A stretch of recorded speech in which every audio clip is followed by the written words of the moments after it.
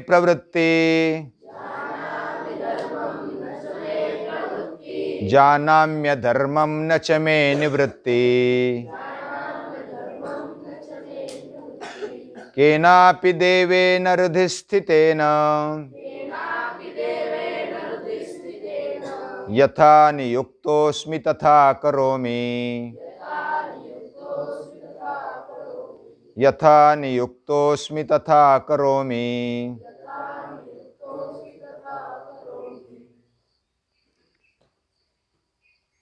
दुर्योधन को बार बार बहुत सारों ने समझाया, बहुत सारे विद्वान ऋषि या तो महान योद्धा, महान जो अपने जीवन में अनुभव कर चुके हैं, ऐसे सभी ने दुर्योधन को बताया, लेकिन उसने माना नहीं। सब बताते थे, विदुर जी भी बताते थे, द्रोणाचार्य, भीष्माचार्य, कृपाचार्य, या तो अलग अलग जो भी पांडवों के साइड में बहुत सारों ने बताया, श्री कृष्ण ने भी बताया। तो उस समय वो बोलता है कि मैं धर्म जानता हूं, क्या करना चाहिए मैं जानता हूं, लेकिन नहीं करता हूं। जानामि धर्मम न च मे प्रवृत्ति, मेरी प्रवृत्ति नहीं होती धर्म करने की, धर्म में आचरण करने की। मैं अधर्म भी जानता हूं, लेकिन अधर्म से निवृत्ति नहीं होती है, उससे मैं जा नहीं सकता इधर उधर। और उसको पुष्टि देने के लिए अगली पंक्ति वो बोलता है, केनापि देवेन हृदि स्थितेन,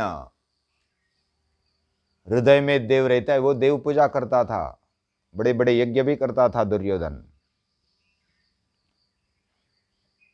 कौन सा ऐसा एक देव है जो हम मेरे हृदय में ठहर कर मुझे नियुक्त करता है और वो मैं करता हूं। कोई ऐसा बोलेगा कि देव ऐसा प्रेरणा देगा, अंदर जो बैठा है हृदय में वो ऐसा प्रेरणा देगा, अधर्म करो, अत्याचार करो, अनाचार करो, ऐसा प्रेरणा देगा? ये दुर्योधन के हृदय में जो देव ठहरता है वही उसको प्रेरणा देता है, ऐसा उसका कहना है। तो ये ऐसा है, David quotes the Bible. David जो रहता है शैतान, वो बाइबल बताता है। यानी बड़े बड़े जो असुर होते हैं, राक्षस होते हैं, उनका भी बहुत सारा अभ्यास होता है। रावण भी वेदों को कंठस्थ कर रहा था, उसके कंठस्थ थे, वेदों को स्वर दिए। वो बहुत बड़ा ज्ञानी था, विद्वान था और योद्धा भी था। यानी उससे चर्चा करना, वाद विवाद करना, ये बहुत बड़ी बात थी। यानी कोई विद्वान या तो ज्ञानी, वो मालूम है, सब कुछ मालूम है, और फिर भी दुष्ट प्रवृत्ति का है, राक्षसी प्रवृत्ति का है, असुरी प्रवृत्ति का है, तो अपने ज्ञान को उस तरफ मोड़ देता है और वह भी वेदों को कोट करता है। वह भी जैसा अभी ये वाक्य कहा, डेविड कोट्स द बाइबल, शैतान भी बाइबल कह देता है। ऐसा बड़े बड़े सुविचार, बड़े बड़े वाक्य दुर्योधन भी कहता था। कोई एक देव मेरे अंदर ठहरता है और वो मुझे प्रेरणा देता है, मैं करता हूं। तो इस प्रकार अपने आप को छिपाने के लिए, कुछ भी ऐसा वाद विवाद करने के लिए, अपने आप को थोड़ा सा आधार देने के लिए कि मैं जो कर रहा हूं सही कर रहा हूं, मेरे अंदर जो देव वो प्रेरणा देता है और मैं करता हूं। अभी देव के नाम पर बहुत सारा हम खपाते हैं, ऐसा भी है। बहुत बार ऐसा होता है कि हमें जो अच्छा लगता है वही भगवान ने मुझे प्रेरणा दी। रास्ते में जाते जाते समझो पॉकेट मिला पड़ा हुआ, हाँ, कोई ऐसा बोलेगा कि अच्छा हुआ भगवान ने मुझे दे दिया, पॉकेट पड़ा है, पैसे पड़े हैं, सोना पड़ा है, ले लो। किसी भगवान ने ये प्रेरणा दी, उसने मेरी मदद की और मुझे पॉकेट मिल गया, उठा लो और चलो। लेकिन गीता कहती है फोकट का मत लेना, हाँ, किए बिना मत लेना, ये बताने वाली गीता है। और हम जो करते, हमारे मन में जो अच्छी बात लगती है वही हम भगवान के नाम पर, देव के नाम पर खपा देते हैं। ऐसा बहुत बार होता है। हमारी असुरी प्रवृत्ति या तो जो भी दुष्ट प्रवृत्ति या तो आलसी प्रवृत्ति वो करने के लिए प्रेरित कर देती है, और हम भगवान के नाम पर, देव के नाम पर उसको खपा देते हैं। ये ढोंगी कहले जाते हैं, यानी करना मुझे है और देव के नाम पर उसको लगा दिया। तो अलग अलग तरीके से ये जो असुर है, राक्षस है, वो अपने व्यवहार करते हैं। कुछ कोड्स भी देते हैं, बड़े बड़े विद्वान के जैसे बोलते हैं, पता नहीं चलता। ये व्यवहार में ध्यान रखने जैसी बात है। हमारे जीवन में भी वो बहुत ही महत्वपूर्ण बात है। देव ऐसी कोई प्रेरणा नहीं देता है। देव जो प्रेरणा देता है वो बताकर रखा है गीता में, और हम अपने आप को बहलाने के लिए या तो कुछ छिपाने के लिए ऐसा कुछ बता देते हैं, और फिर ऊपर से बोलते हैं कि अंदर का देव मुझे प्रेरणा देता है। तो इस प्रकार युद्ध चल रहा है। भीष्माचार्य चले गए, द्रोणाचार्य चले गए, जयद्रथ चला गया, कर्ण चला गया, और अभी मद्र देश का राजा शल्य वो सेनापति बना है। कर्ण जाने के बाद बहुत शोक किया, कौरव पक्ष में बड़ी मायूसी छा गई। और अश्वत्थामा ने और कृपाचार्य ने दुर्योधन को समझाया, अभी भी संधि कर लो और इससे बाहर निकलो, अभी विनाश जारी है, तेरा और हमारा भी विनाश हो जाएगा। अश्वत्थामा तो बोलता है कि मैं और कृपाचार्य अवध्य हो, लेकिन तू अपने आप को बचा ले, जो भी बचे उसको बचा ले। लेकिन दुर्योधन बोलता है इतने सारे योद्धाओं को मैंने खपाया और मैं ऐसा बचकर, मेरे लिए मैंने स्वार्थ के लिए सभी को मरवा दिया, और बाद में फिर जीने के लिए लालच में मैंने अपने आप को दूर भगाया। तो ऐसा कोई कहेगा वो शूरवीर था, दुष्ट प्रवृत्ति होने के बावजूद भी शूरवीर था। तो वो बोलता है कि मैं ऐसा नहीं कर सकता, मेरे अंदर ऐसी प्रवृत्ति नहीं है कि मैं सभी को दांव पर लगाकर मैं से बचने के लिए भाग जाऊं। ये वैसा अच्छा गुण दिखाई देता है। फिर भी जो भी बाकी लोग कहते थे वह उसको पढ़ता भी था, लेकिन वो आचरण में नहीं ला सकता था। अभी जिन्होंने मेरे लिए प्राण गंवा दिए और मैं प्राण बचाकर घूमूं, ये अच्छी बात नहीं है। ऐसी बात दुर्योधन कहता है। और फिर इसमें क्या किया जाए? अभी भी हमारे पास शल्य जैसे पराक्रमी है, अश्वत्थामा जैसे, कृपाचार्य जैसे, मैं खुद, और अर्जुन अभी थक गया है, बहुत सारा संवार किया है,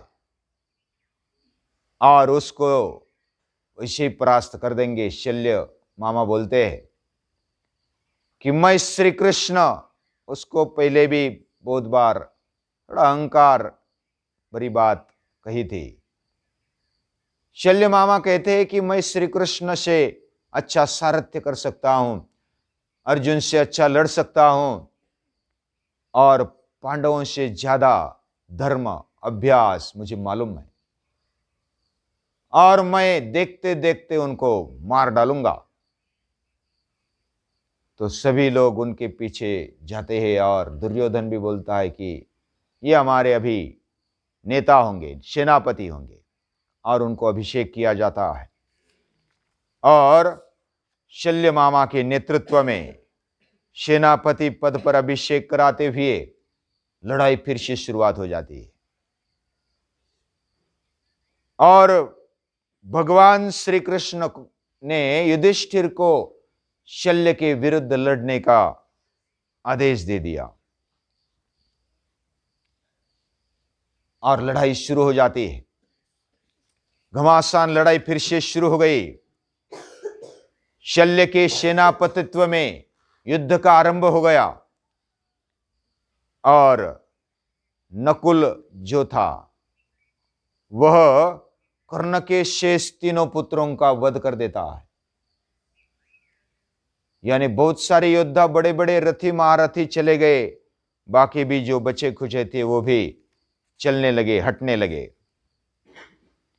शल्य का युधिष्ठिर और भीमसेन से युद्ध होता है। दुर्योधन द्वारा चेकितान तथा युधिष्ठिर द्वारा द्रुमसेन का वध हो जाता है। ऐसे अलग अलग जो भी बचे खुचे योद्धा है, वह अलग अलग पराक्रम से एक दूसरे को वो मारते रहे हैं। सेना कम होती गई। पांडवों की सेना भी बहुत सारी कम हो गई, कौरवों की सेना भी बहुत सारी कम हो गई। 11 अश्विनी सैन्य था दुर्योधन के पक्ष में, और युधिष्ठिर के पक्ष में केवल 7 अश्विनी था। अर्जुन और अश्वत्थामा का युद्ध हो जाता है, और राजा सुरथ का वध हो जाता है।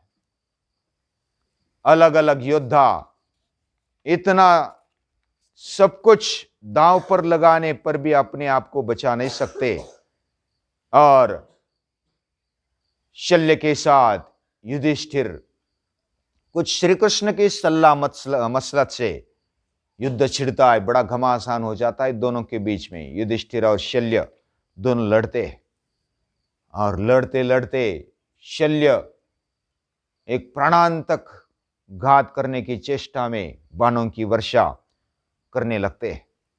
युधिष्ठिर भी इधर कम नहीं है, वो भाला फेंक में, भाला युद्ध में बहुत ही आगे है, और उन्होंने उस द्वंद्व में, बाकी भी उनके सहाय में है, लेकिन युधिष्ठिर उसके आघात से घायल तो हो जाते हैं, जख्मी हो जाते हैं, लेकिन फिर से उठकर वह अपने तीव्र शक्ति को डालते हैं। उस ऐसा बाण तैयार कर लेते हैं जो बड़ा तीव्रता से और हेवी होता है, ज्यादा वजनदार होता है, उसको बड़े शक्ति से मारते हैं। वह अग्निबाण जैसा चलता है और डायरेक्ट जाता है तो शल्य के सीने में घुसकर, इस पार से घुसकर उस पार चला जाता है, बाहर निकल जाता है। इतनी उसकी शक्ति, इतना उसका वेग था, और घायल होकर शल्य पड़ता है, जमीन पर गिर जाते हैं। गिर जाने के बाद वो अपना प्राण पखेरु उड़ा देते हैं। इस प्रकार शल्य का वध हो जाता है युधिष्ठिर के हाथों। और उसके पहले श्री कृष्ण बोलते, मामा होने पर भी उसके साथ जो युद्ध है वह तीव्रता से करना, मामा समझ के ढीला मत पड़ना। इस तरह युधिष्ठिर भी लड़ते हैं और शल्य का वध कर देते हैं। मदराज के कुछ अनुचर होते हैं, उसके साथ चलने वाले, उनका भी वध कर देते हैं। भीमसेन आदि कौरव सेना को इतने परास्त करते, अब भागने लगी कौरव सेना जो बची थी, खुशी थी। भीमसेन द्वारा 21,000 जो कौरव सैन्य मैदानों में जो पैदल थे, उनका संहार कर देता है भीमसेन। 21,000 सैन्य को मार देता है अकेला। दुर्योधन अपनी सेना को उत्साहित करता है, फिर भी लड़ो लड़ो, प्राण जाए तो भी कोई बात नहीं, लेकिन लड़ो, मरते दम तक लड़ते जाओ। इस प्रकार दुर्योधन प्रोत्साहित करता है। बाद में फिर शाल्व का वध हो जाता है, सात्विके और कृतवर्मा का युद्ध छिड़ जाता है। दुर्योधन भी बड़ा पराक्रम करता है, उसके कारण थोड़ा सैन्यपुर जो तितर बितर हो गया था वह संभल जाता है। अर्जुन के द्वारा श्री कृष्ण से दुर्योधन की अनीति का क्या परिणाम हो रहा है, उसके कुनीति का कुपरिणाम वो बताते हैं, श्री कृष्ण बताते हैं। कौरवों की रथ सेना, राज सेना, गज सेना खत्म हो जाती है, पूरा संहार हो जाता है, थोड़े बहुत बचते हैं। भीम द्वारा बाकी बचे हुए धृतराष्ट्र के पुत्र, जो 12 पुत्र बचे थे, उनका भी वध हो जाता है।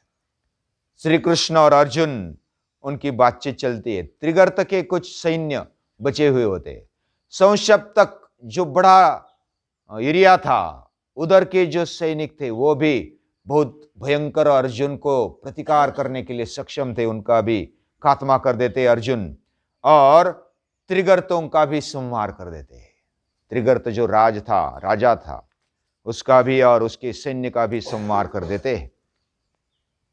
शकुनी मामा बचा हुआ होता है, उल्क और शकुनी मामा, उसको भी सहदेव अपने बाणों से परास्त करते हुए अपने तलवार से उसको मार देते हैं। शकुनी मर जाता है, जो कटकारस्थान रचने में 1 नंबर था, वह भी मारा गया, उल्क भी मारा गया। ऐसे एक एक करके सभी योद्धा मर जाते हैं। बच जाते हैं सिर्फ कौन? अश्वत्थामा, उसके बाद कृपाचार्य, और कौन होता है एक? हाँ, दुर्योधन है। और उनके पास और एक योद्धा है, और वो है कृतवर्मा, वो भी है। और ऐसे तीनों और दुर्योधन बच जाते हैं। दुर्योधन थक जाता है, वो बहुत ही जख्मी हो जाता है, और जख्मी होने के बाद इतना थका हुआ, अभी युद्ध करने की क्षमता नहीं रही, तो वो भागने लगता है। इधर उधर देखता है, उसके पीछे कोई नहीं, वो गदा लेकर भागने लगता है। वो भागता है दूर एक सरोवर की तरफ, और सरोवर की तरफ जाते जाते जो संजय था वो चक्कर लगाने के लिए आ जाता है। क्या सचमुच कैसी परिस्थिति, वो लाइव टेलीकास्ट तो चल रहा था, लेकिन प्रत्यक्ष देखने के लिए आ जाते हैं। तब दुर्योधन उसको मिल जाता है।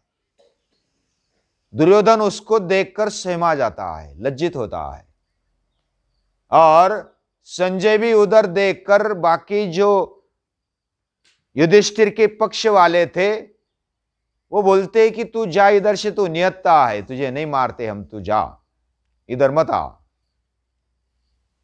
जो एक एक को चुनकर, जो पांडव सेना बची हुई थी वो बाकी को मार देती, एक भी सैन्य नहीं बचता है। 11 अक्षौहिणी सैन्य पूरा खत्म हो जाता है। दुर्योधन भागता है, तब ये संजय मिलता है। संजय को बोलते हैं कि मेरा एक मैसेज दे दे। बोलते हैं, संजय निरोप देते हैं कि सिर्फ 3 लोग बचे हैं तेरे अलावा, और अश्वत्थामा, कृपाचार्य और कृतवर्मा, और उनको मैसेज दे देना, मैं थोड़ा आराम करता हूं, ये सरोवर में छिप जाता हूं। तो दुर्योधन जाता है वो तालाब में, सरोवर में, और उधर पानी में स्तंभन करती हुई, स्तंभन विद्या एक है पानी में ठहरने की, उधर जाकर वो आराम करता है। फिर पीछे से आते हैं जो इधर उधर देखते अपने राजा को, अश्वत्थामा, कृपाचार्य, कृतवर्मा, वो देखते हैं, लेकिन राजा मिलता नहीं। तो संजय को देखकर वो आते हैं, संजय को पूछते हैं कि दुर्योधन किधर गया। दुर्योधन का मैसेज वो दे देता है, संदेश दे देता है, और बताता है कि दुर्योधन इधर छिप गया। उधर 2-3 लोग ऐसे ही भटकते हुए आए थे, वो सुन लेते इस बात को, और वो मैसेज दे देते हैं पांडव सेना को और युधिष्ठिर आदि, श्री कृष्ण अर्जुन को, ये इधर छिपे हुए हैं। अभी किसी किसी का काम ही ऐसा होता है, जो किधर छिपा हो उसको बता देते हैं कि अभी इसका कांटा निकाला जाए, इन्होंने बहुत तकलीफ दी है, उसका ही परिणाम उसको भोगने को मिल रहा है।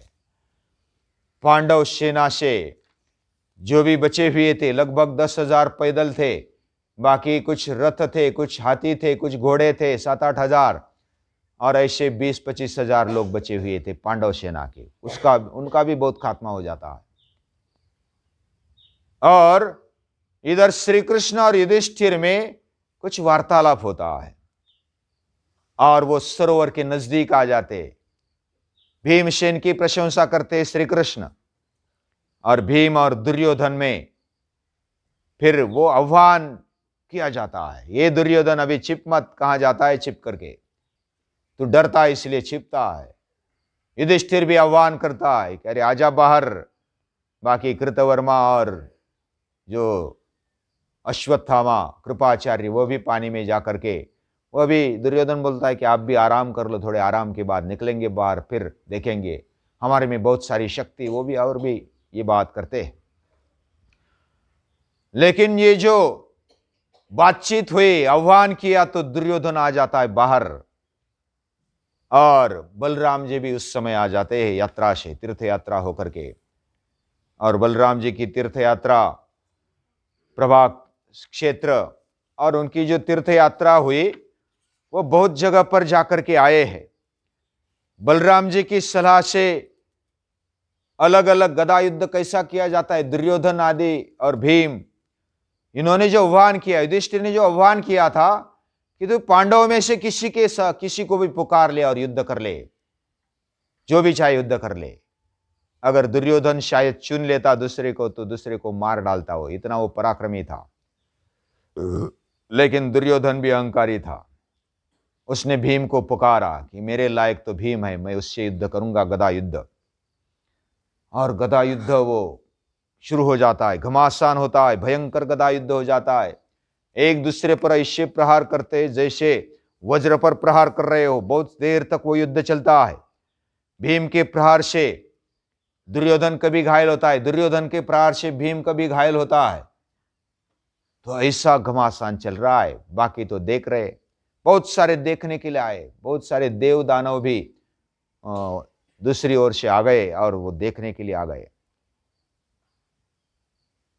तो दुर्योधन का तिरस्कार करते हुए भीमसेन चिढ़ जाता है, तेरे ही कारण ये सब महाभारत हुआ, अभी मैं तुझे छोड़ूंगा नहीं। और ऐसा करते हुए एक गदा मारने लगता है। वो उसको गदा को चुकाने के लिए बड़ी एक कूद लगाता है। दुर्योधन कूद लगाते लगाते जो घाव लगना था छाती पर, वो लगता है जांघों में।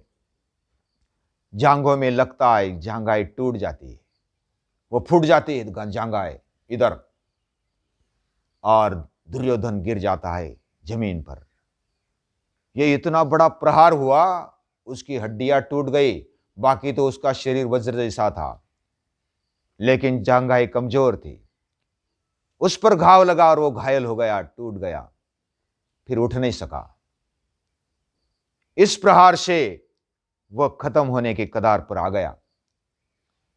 फिर भीम बोलता है, तेरे ही कारण ये सब घनघोर युद्ध हुआ, तेरे ही कारण ये लाखों का सैन्य मर गया, इतना भयानक युद्ध हुआ, अभी तू भोग ले तेरा जो किया हुआ है। तो इस प्रकार दुर्योधन का अंत हो जाता है। दुर्योधन के अंत के साथ साथ क्रोध में भरे हुए बलराम बोल देते कि यह युद्ध अधर्म का हुआ, तूने जांघों पर दे मारी गदा, ये युद्ध का नियम नहीं होता। युद्ध का नियम होता है कमर से ऊपर गदा मारना।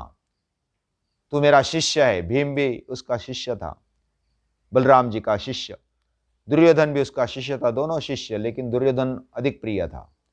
और ये अधर्म के लड़ाई हो गई और उसमें मार दिया तूने, ये अच्छा नहीं हुआ। लेकिन श्री कृष्ण उसको समझाते हैं। एक बार अगर श्री कृष्ण बोलने लगे तो बलराम भी शांत हो जाते हैं। क्या क्या हुआ उनको मालूम नहीं है, क्या क्या अधर्म किया वो सब बता देते हैं, और उसका किया हुआ कर्म उसके काम आ गया, उसका शोक करने की आवश्यकता नहीं है। और इस प्रकार पांडवों ने दुर्योधन का, और पूरे, अभी वो मरा नहीं है लेकिन वो उठ नहीं सकता है, पूरी जांघाएं टूट गई, अभी पूरा बेहाल हो गया, उसकी छाती इतनी रगड़ ली भीम ने, उसके माथे पर एक लात मार दी, उसका मुकुट चला गया इधर उधर, लेकिन उधर फिर बाकी बोलते हैं कि ये राजा है, इसके पीछे एक समय ऐसा था 11 अक्षौहिणी सैन्य उसके पीछे था, ऐसा ही राजा है, उसका सम्मान करो।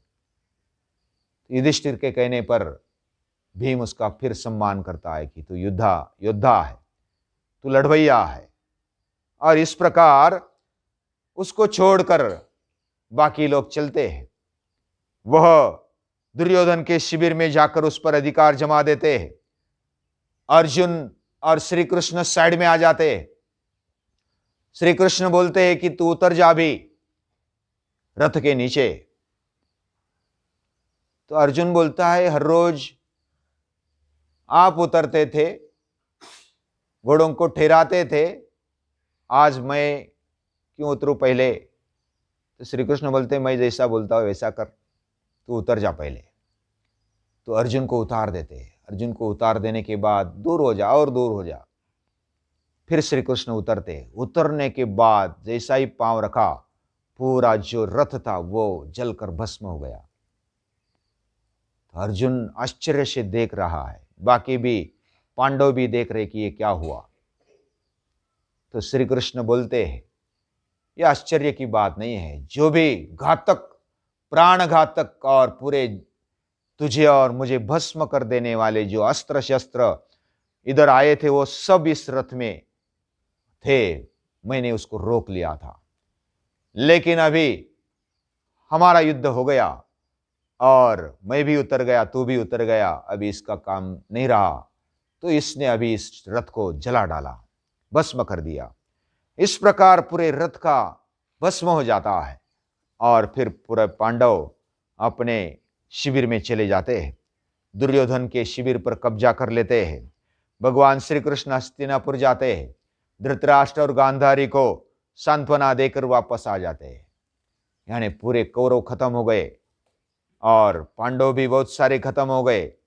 दुर्योधन के बारे में विलाप करते भी अश्वत्थामा विषाद करते हैं और वह विषाद करते करते कृतवर्मा, कृपाचार्य और अश्वत्थामा चले जाते दुर्योधन के पास और उसको वो सांत्वना देते। अश्वत्थामा बोलता है कि मैंने अपने पिता का भी अंत देखा, मृत्यु देखा, लेकिन इतना मुझे वेदना नहीं हुई। लेकिन तुझे इस अवस्था में देखकर, मैं तेरा मित्र हूं, मित्र की अवस्था देखकर मुझे देखा नहीं जाता है। मैं आपको प्रसन्न देखना चाहता हूं, लेकिन ऐसी अवस्था में, इस दयनीय अवस्था में मैं तुझे देख रहा हूं, यह मुझे बहुत ही बुरा लग रहा है, क्या करूं?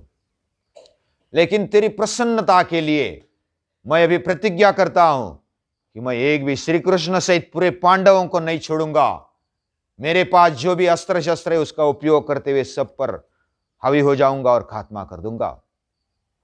ये दुर्योधन के सामने प्रतिज्ञा करता है। दुर्योधन बोलता है कि एक कलश पानी ले आ, और कलश पानी लेकर के फिर उसका अभिषेक कर देते, सेनापति बना देते अश्वत्थामा को। अश्वत्थामा को सेनापति बना दिया, मरते मरते अभिषेक कर दिया दुर्योधन ने अश्वत्थामा का। और अश्वत्थामा फिर आगे क्या करता है वो आगे देखेंगे। आज के लिए इतना ही।